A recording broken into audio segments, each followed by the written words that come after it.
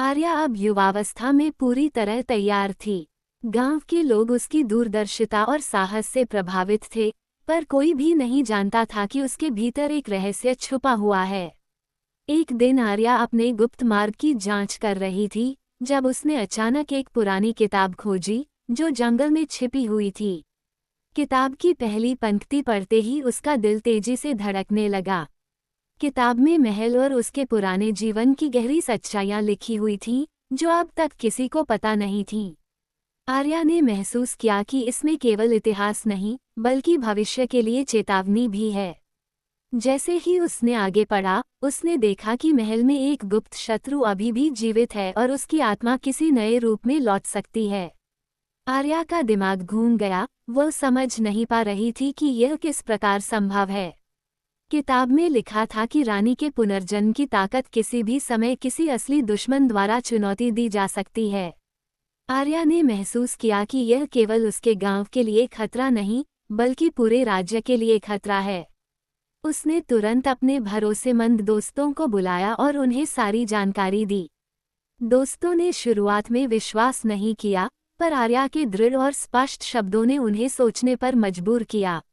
आर्या ने तय किया कि अब केवल तैयारी ही उसका रास्ता है। उसी रात उसने सपना देखा कि महल में वो शत्रु पहले की तरह चालाक और शक्तिशाली रूप में मौजूद है। सपने में शत्रु ने उसे चुनौती दी कि या तो वो उसकी पहचान कर पाएगी या उसका साम्राज्य फिर से खतरे में पड़ जाएगा। आर्या ने महसूस किया कि उसे अपने पुराने जीवन की यादों और वर्तमान जीवन की बुद्धि का संयोजन करना होगा। वो समझ गई कि यह कोई साधारण संकट नहीं, बल्कि उसके अस्तित्व और पहचान की परीक्षा है। आर्या ने निर्णय लिया कि वो केवल अपने गांव तक सीमित नहीं रहेगी, बल्कि महल और उसके गुप्त रास्तों की खोज में भी जाएगी। वह जानती थी कि जंगल और बगीचों में छिपी रहस्यमय संरचनाएं उसे इस शत्रु तक पहुंचने में मदद करेगी। आर्या ने अपने दोस्तों के साथ योजना बनाई कि कैसे वे सुरक्षा और जानकारी दोनों हासिल कर सकते हैं। गांव के लोग अब उसकी नेतृत्व क्षमता और साहस को पूरी तरह मानने लगे थे। आर्या ने महसूस किया कि इस नई चुनौती में केवल शक्ति ही नहीं, बल्कि धैर्य, चतुराई और समझ का संतुलन भी जरूरी है। एक दिन उसने देखा कि जंगल के बीच एक अजीब दरवाज़ा प्रकट हुआ है, जो पहले कभी नहीं दिखा। दरवाजे के पास आते ही आर्या को पुराने जीवन की यादें और महल की सच्चाई एक साथ दिखाई दी। वह जान चुकी थी कि यह शत्रु उसे सीधे चुनौती देने वाला है और अब कोई भी देरी खतरनाक हो सकती है। आर्या ने दरवाजे को सावधानीपूर्वक खोला और अंदर प्रवेश किया। अंदर का दृश्य चौंकाने वाला था। पुराने महल की दीवारें, अंधेरे कमरे और रहस्यमय संकेत उसे पुराने समय की याद दिला रहे थे। वह महसूस कर रही थी कि शत्रु केवल एक व्यक्ति नहीं, बल्कि उसकी रानी के पुनर्जन्म को चुनौती देने वाली शक्ति है। आर्या ने धीरे धीरे महल के कमरों में खोज शुरू की और पुराने दस्तावेजों और संकेतों को पढ़ा। उसे पता चला कि शत्रु ने अपने आप को एक नए शरीर और पहचान में बदल लिया है। वह आर्या की शक्ति, बुद्धि और रणनीति का परीक्षण करना चाहता है। आर्या ने महसूस किया कि उसे केवल संघर्ष नहीं करना है, बल्कि शत्रु की चालाकी और चालों को समझकर हर कदम पर तैयारी करनी है। उसने अपने दोस्तों के साथ गुप्त बैठकें की और महल के छिपे रास्तों का मानचित्र तैयार किया। आर्या अब केवल अपने गांव की सुरक्षा के लिए नहीं, बल्कि पूरे राज्य के लिए जिम्मेदार थी।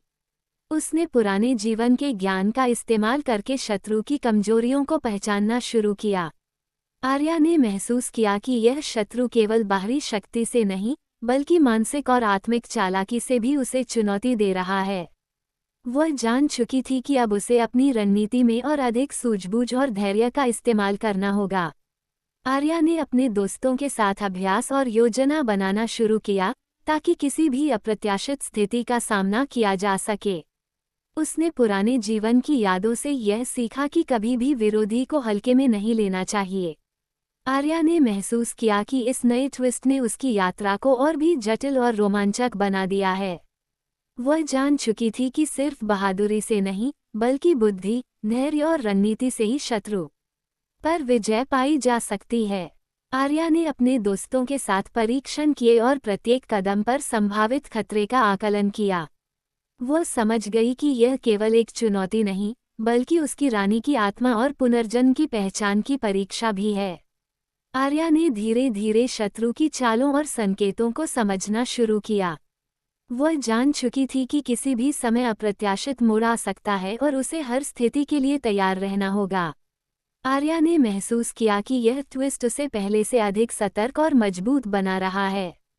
वह अब केवल अपने गांव या दोस्तों के लिए नहीं, बल्कि पूरे राज्य और उसकी विरासत के लिए लड़ रही थी। आर्या ने ये तय किया कि अगले कदम में उसे शत्रु को अपनी चाल से मात देनी होगी।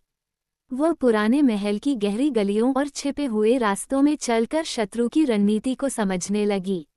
आर्या ने महसूस किया कि यह केवल लड़ाई नहीं, बल्कि उसकी सूझबूझ और नेतृत्व का असली परीक्षण है। उसने शत्रु की हर चाल का अनुमान लगाया और खुद को हर स्थिति के लिए तैयार किया। आर्या अब ये समझ चुकी थी कि उसका पुनर्जन्म केवल एक मौका नहीं, बल्कि उसकी पहचान, बुद्धि और साहस की परीक्षा भी है।